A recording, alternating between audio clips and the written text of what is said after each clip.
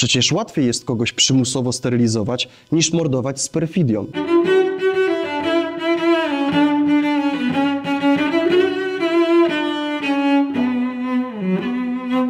Witamy serdecznie w kolejnym odcinku Historii Hiking.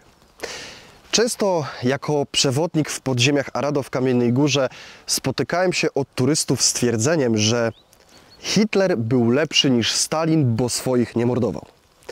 I w tym odcinku chciałbym całkowicie tą tezę obalić, ponieważ i Hitler, i Stalin byli takimi samymi kanaliami. I Hitler także swoich mordował. No, jak inaczej można nazwać niemieckich obywateli niepełnosprawnych. Specjalnie dla Was, drodzy widzowie, przyjechaliśmy dzisiaj do Świebodzic. Jesteśmy na Dolnym Śląsku i opowiemy Wam o makabrycznej zbrodni, która związana także jest z budynkiem, który znajduje się za mną. Opowiemy Wam o akcji T4, czyli mordowania osób niepełnosprawnych w ramach chorej ideologii nazistowskiej. Specjalnie dla Was wejdziemy także do opuszczonego, dawnego szpitala psychiatrycznego w Świebodzicach, który poniekąd związany jest z akcją T4. A sponsorem dzisiejszego odcinka jest Surfshark. To łatwy i prosty w obsłudze VPN. Surfshark pozwala szyfrować Waszą działalność w sieci, przez co Wasz ruch niewidoczny jest w internecie. Dzięki Surfsharkowi możecie także oglądać filmy, które są niedostępne w Waszym kraju. Mamy dla Was wyjątkową ofertę. Możecie skorzystać z Surfsharka przez 3 miesiące za darmo i macie ogromne zniżki.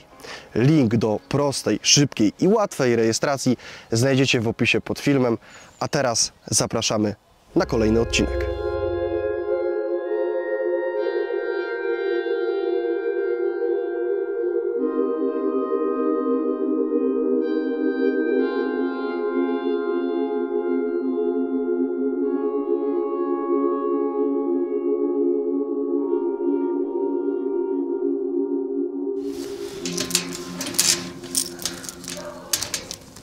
Na co dzień budynek starego szpitala psychiatrycznego nie jest dostępny dla wszystkich, więc specjalnie dla Was udało nam się załatwić zgodę, aby do tego budynku wejść. Z tego miejsca pragnę serdecznie podziękować władzom miasta, że wyraziły zgodę, abyśmy mogli pokazać Wam wnętrze tego fascynującego budynku. Jakby nie było, otwieramy dla Was tajemnicę przeszłości.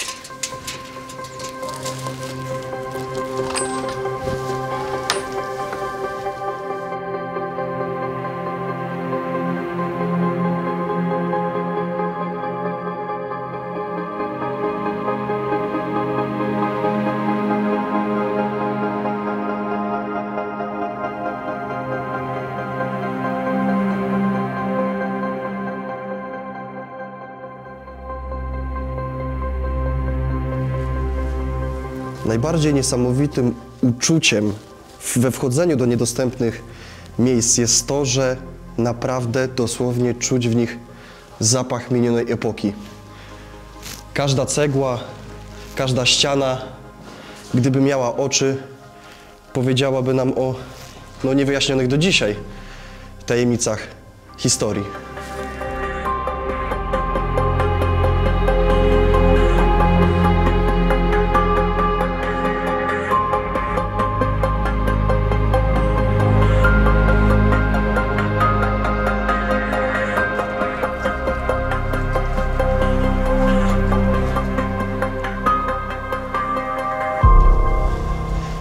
Dzielenie ludzi na lepszych, gorszych i tych zupełnie niepotrzebnych. Tak w bardzo dużym skrócie można opisać wizję świata Adolfa Hitlera. To świat pastelowy, w którym nie było miejsca dla chorych, słabych, niedołężnych.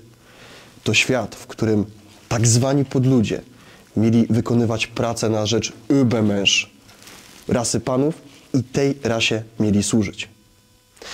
W głowach czołowych niemieckich psychopatów pojawiła się wizja świata, w której ludzie chorzy byli niepotrzebni i wręcz, oczywiście w ich doktrynie, zatruwali zdrowe społeczeństwo niemieckie. Dlatego w głowach niemieckich szaleńców jeszcze przed wybuchem wojny pojawiła się myśl, aby tych ludzi, mówiąc brutalnie, utylizować, aby ich po prostu mordować. tak aby Niemcy, w cudzysłowie, oczyścić. Narodowo-socjalistyczna interpretacja filozofii niczego, swoją drogą błędna, oraz interpretacja darwinowskiej selekcji naturalnej popchały elity narodu niemieckiego do straszliwej zbrodni. Liczyła się tylko chora ideologia nienawiści, mówiąca o tak zwanej czystości rasy.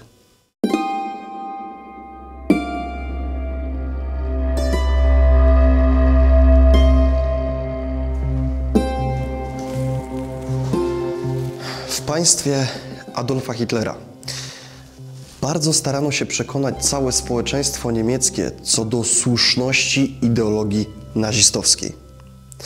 Propaganda III Rzeszy dbała o to, aby tą nienawiść niejako w obywatelach urodzić.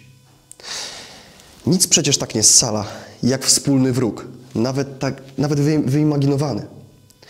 W obiegu medialnym, w propagandzie III Rzeszy stwarzano pozory tego, że Adolf Hitler nie różni się w zasadzie niczym od zwykłego, upokorzonego traktatem wersalskim obywatela niemieckiego.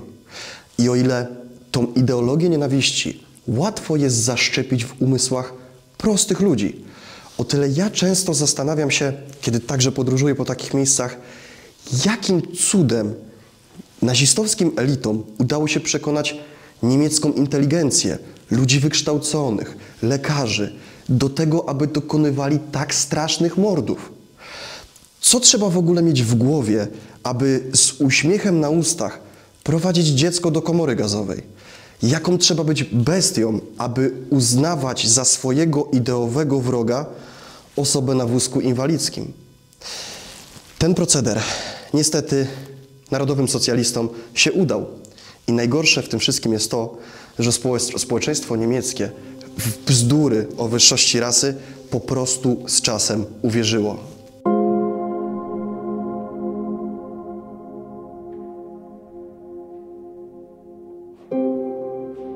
Przeżyją tylko najsilniejsi.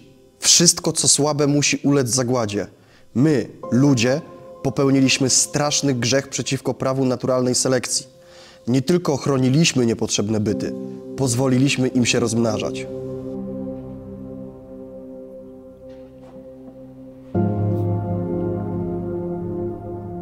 To tylko kilka z wielu obrzydliwych, ohydnych, bezczelnych słów niemieckiej propagandy, która dzieliła ludzi na potrzebnych i niepotrzebnych.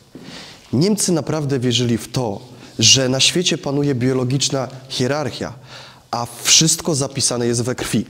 We krwi zapisane jest pochodzenie, kolor skóry, a także choroby. Uważali oni, że ludziom chorym nie należy pomagać, tylko doprowadzić do sytuacji, w której ich choroby, nawet które nie są zaraźliwe, nie będą przenoszone na czyste społeczeństwo aryjskie. I tak, drodzy widzowie, ja doskonale wiem, jak to brzmi, ale Niemcy naprawdę w to wierzyli i nie podlega to żadnej dyskusji.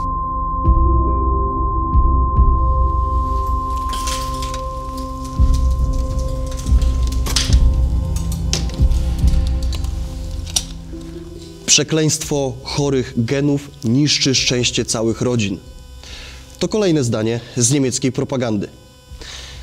Dzisiaj możemy się zastanawiać, jak to jest, że faktycznie tym ludziom do tego stopnia wyprano mózgi, że wierzyli oni w słuszność idei czystości rasy.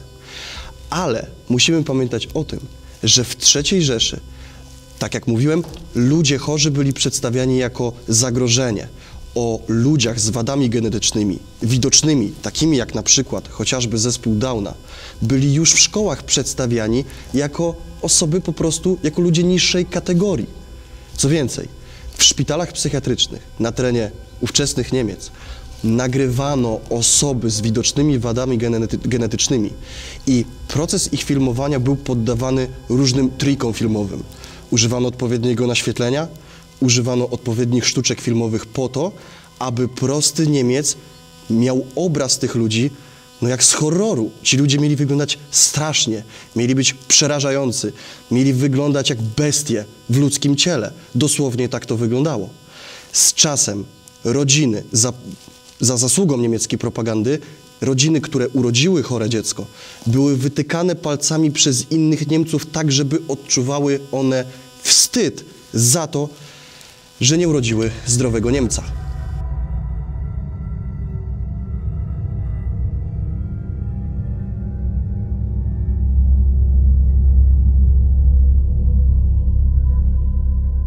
Eugeniką i chorobami genetycznymi, i trzeba to powiedzieć, interesowano się jeszcze na długo przed wybuchem II wojny światowej.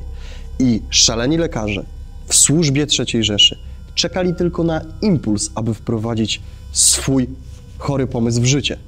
Tym impulsem, na pstryknięcie palcami, był Adolf Hitler.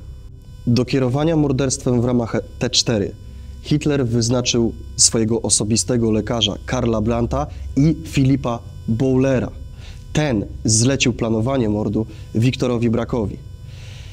Siedziba, uwaga, Fundacji do Spraw Zakładów Psychiatrycznych, bo tak się to nazywało, mieściła się w Berlinie przy Tiergartenstrasse 4, stąd właśnie nazwa całej akcji T4. Jeszcze na chwilę przed wybuchem II wojny światowej Hitler wprowadza w życie ustawę o tak zwanej przymusowej sterylizacji osób niepełnosprawnych. I to nazewnictwo jest tutaj bardzo istotne. Zwróćcie uwagę, jak to ładnie brzmi. Fundacja do Spraw Zakładów Psychiatrycznych, przymusowa sterylizacja. To także działało na lekarzy, czyli na morderców. Przecież łatwiej jest kogoś przymusowo sterylizować, niż mordować z perfidią. Ta sama zasada psychologii obowiązuje także w wojsku. Żołnierz nie strzela do drugiego człowieka, tylko strzela do obiektu, likwiduje cel. I o to właśnie chodziło. Chodziło o to, aby lekarze po prostu nie wymiękli.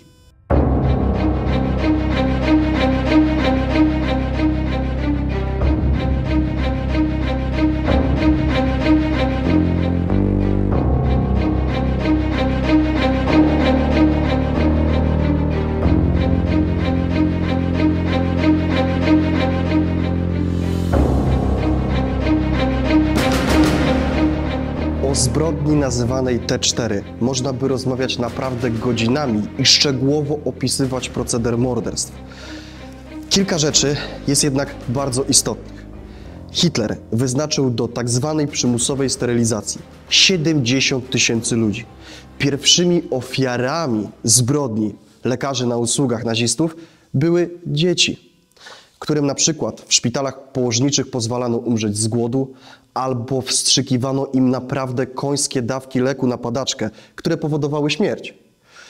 Lekarze posiadali uprawnienia. Na podstawie karty pacjenta, czegoś w rodzaju karty pacjenta, stawiali na osoby chorej plus, który oznaczał śmierć, minus, który oznaczał, że taka osoba może żyć. Co ważne, morderca nie widział twarzy swojej ofiary. Pytanie tylko, kto dał tym zbrodniarzom prawo do decydowania o ludzkim życiu? Kim oni byli, aby na podstawie kartki papieru decydować o tym, czy ktoś może żyć, czy nie? To czyste szaleństwo. Natomiast tak to wyglądało. Ważne też jest to, że to akcja T4 stworzyła niejako podwaliny do tego, aby masowo mordować ludzi poprzez gazowanie ich cyklonem B.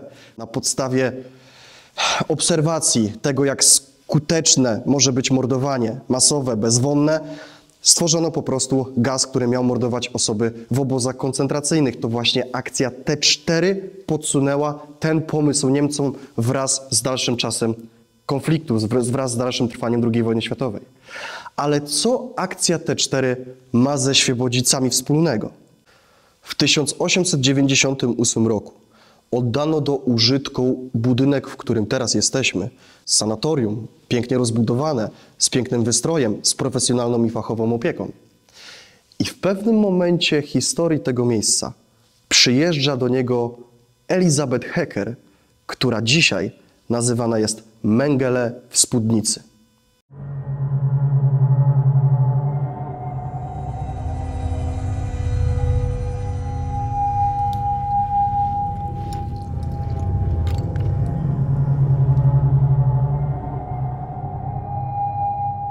W roku 29 na stanowisku specjalisty od neurologii i psychiatrii posadę otrzymuje właśnie Elisabeth Hecker.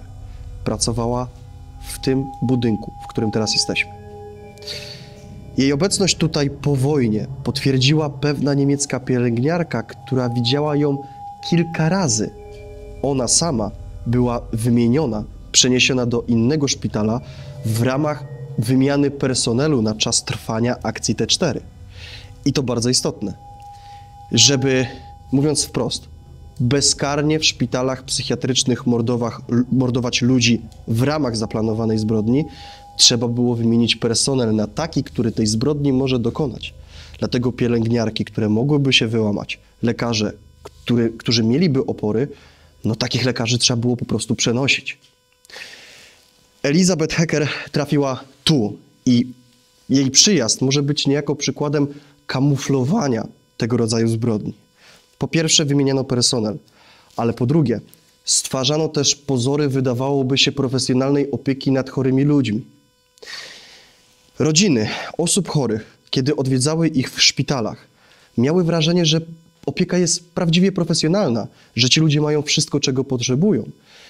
W rzeczywistości śmierć miała wyglądać na naturalną, dlatego wstrzykiwano różnego rodzaju świństwa, aby po prostu w papierach osoba, która umarła, figurowała jako osoba zmarła ze względu na swoją nieuleczalną chorobę. Wyobraźcie sobie, że niemieccy lekarze byli do tego stopnia bezczelni, że żeby nie wzbudzać podejrzeń mieszkańców mieszkających w obrębie różnych szpitali, wyprowadzali chore dzieci na place tych szpitali, na słońce, tak aby wszyscy widzieli, że opieka jest po prostu fachowa i że dzieci, które za chwilę będą mordowane, mają tutaj wszystkie potrzebne do życia warunki.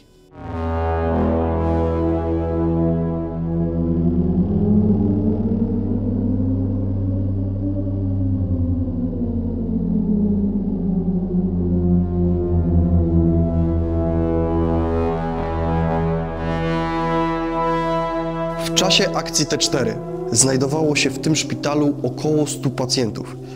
I nie wiadomo, co się z nimi stało, ponieważ musimy pamiętać, że ten budynek z czasem został przemianowany na szpital dla żołnierzy niemieckich. W 2009 roku na łamach Kroniki Świebodzic ukazał się artykuł pani Róży Stolarczyk, w którym jest napisane, że ojciec pani Róży Stolarczyk, pan Stanisław, w latach 60. przeglądał archiwa w jednym z budynków należących do szpitalnego kompleksu. W tych archiwach znajdowały się dziwne dokumenty, poza oczywiście kartami pacjentów, oficjalnymi informacjami o zgonach, znajdowały się także zamówienia na dziwne medykamenty, które po prostu były truciznami. Samo przeniesienie Elisabeth Hecker do Lublińca, gdzie pracowała między innymi z Ernestem Buchalikiem, pozwala nam wierzyć w to, że brała ona bezpośredni udział w zbrodni w Świebodzicach. Oczywiście konkretnych dowodów na to nie ma, ale to, czego Hecker dokonywała właśnie w Lublińcu, pozwala nam wierzyć w to, że była umoczona w zbrodnię na pacjentach ze świebodzickiego szpitala.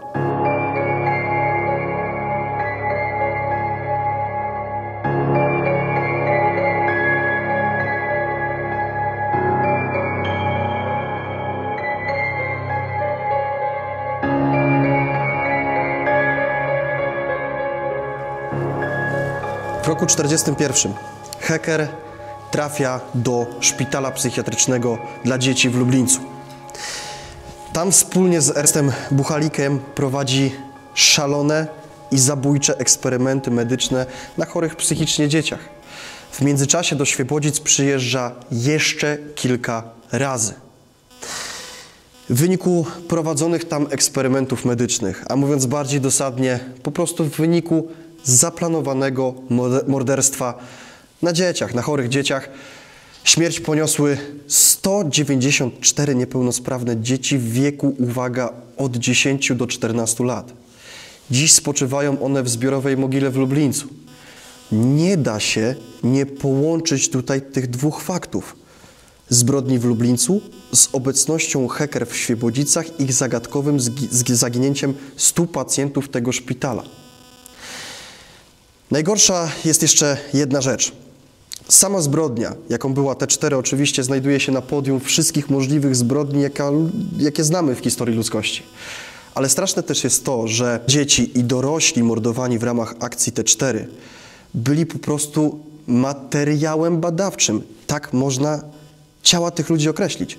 Dlatego, że na przykład mózgi zamordowanych osób trafiały do dalszych badań, aby pracować i odkrywać choroby genetyczne i choroby psychiczne. Do dziś nieznana jest nam konkretna liczba ofiar akcji T4 zorganizowanej przez Hecker w Lublińcu. Mówi się oczywiście oficjalnie o 194 dzieciach, ale pamiętać trzeba, że ta dokumentacja skrupulatna, z której Niemcy słynęli przez cały okres II wojny światowej, końcem tego konfliktu nie była prowadzona już z taką skrupulatnością. Mówi się o 200, 300 ofiarach, a tak naprawdę może być ich dużo, dużo więcej. Elisabeth Hecker była w to bezpośrednio zaangażowana.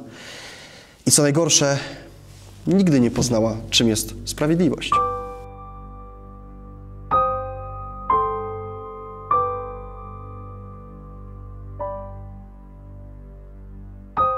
Jeden z lekarzy, a mówiąc wprost, będę używał takiego języka, jeden z niemieckich zbrodniarzy, który był zaangażowany w akcję T4, na pytanie, ile jest w stanie zorganizować mózgów na poczet dalszych badań medycznych, odpowiedział, wyobraźcie to sobie, nieskończoną ilość. Przecież to kompletne szaleństwo.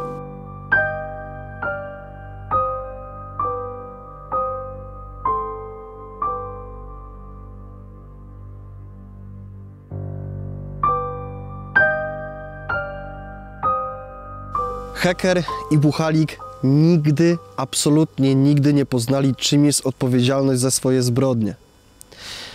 Buchalik po wojnie w trakcie procesu zeznał, że cierpi na niepamięć, a dawki śmiertelne, które podawał swoim pacjentom, dawki trucizn, w rzeczywistości śmiertelne nie były i wybronił się. Elisabeth Hecker jeszcze długo po wojnie cieszyła się bardzo wieloma tytułami naukowymi.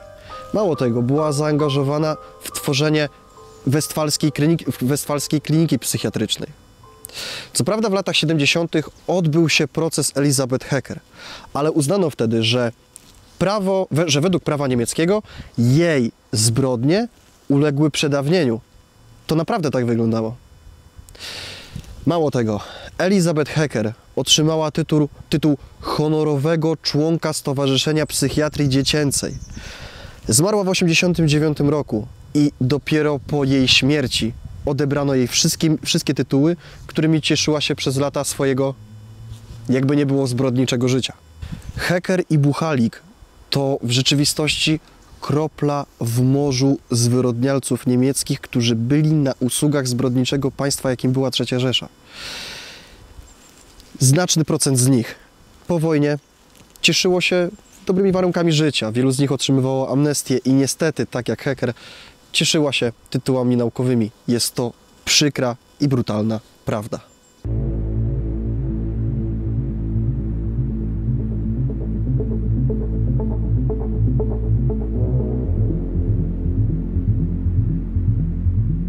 Akcja T4.